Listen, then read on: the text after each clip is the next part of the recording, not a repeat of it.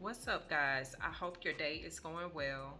Today, I wanted to talk about how being alone is a powerful teacher.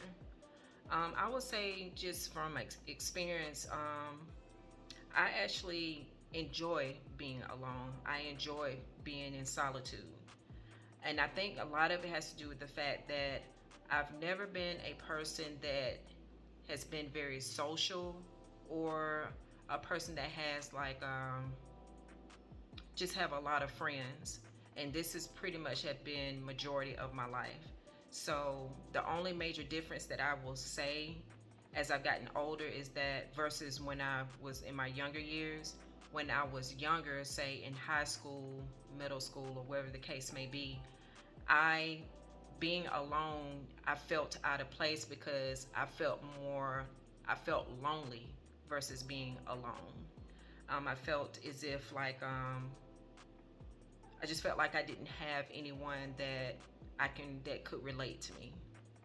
And I think that just comes from the fact or not accepting the fact that when you're just different from a lot of people, um, when you have when you haven't found who you are as a person yet. And I guess you can say, as I've gotten older, I've learned to really embrace being alone. And the reason why I say that is I just like the fact that I don't have to worry about nobody else but me. Even if I'm going out somewhere, I don't necessarily have to be with a friend or anything like that. I can do things by myself, and it does not bother me because I'm comfortable with just being by myself, being alone, or doing activities by myself, such as reading a book or going to work out or going for a walk or even going to dinner. Not saying that I don't have anyone I can do those things with, but the difference is because I choose to do things on my own. Another thing that I will say is on why being alone is a powerful tool is it allows you to have self-reflection.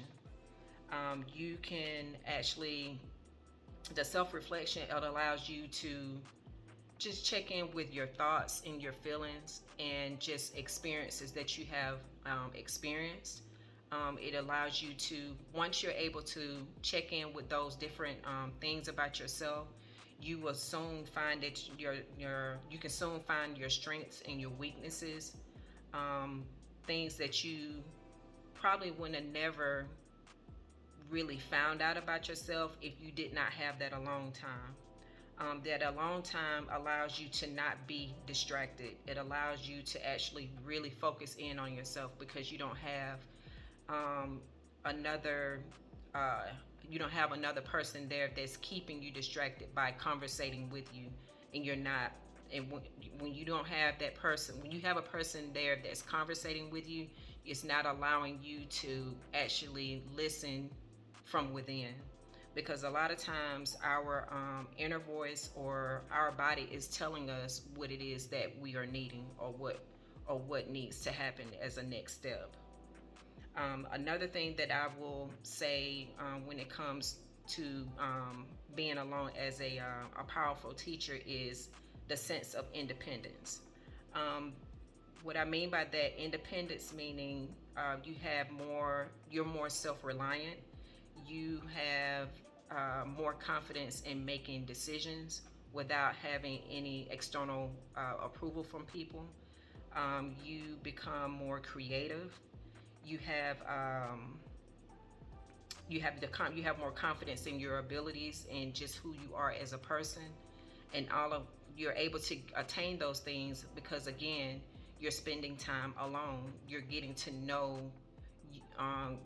yourself more. You're actually going within or diving deep about yourself.